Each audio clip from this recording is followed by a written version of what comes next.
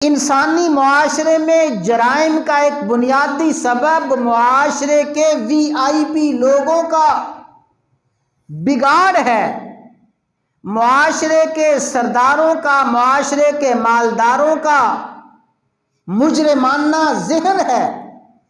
उनके बिगाड़, उनके मुजरिमाना ज़हन को अवाम रियाया कबूल करती है, उस रास्ते पे चलती है जिस तरह फिर वो खुद गुमराह और हलाक होते हैं, उनके वर्कर और उनके कारकुन भी ऐसे ही गुमराह और ऐसे ही हलाक होते हैं। तो मुआशरे में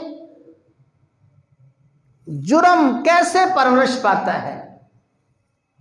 जिस मुआशरे के बड़े मुजरिम हो उस मुआशरे के छोटे मुजरिम होंगे, जिस मुआशरे के मालदार बददियानत हो उस मुआशरे के गरीब भी बददियानत होंगे, जिस मुआशरे में रहबर, लीडर और रहनुमा अल्लाह अल्लाह के रसूल का बागी और नाफरमान हो, फिर उनके वर्कर, उनके लीडर भी ऐसे ही बागी और नाफरमान होंगे।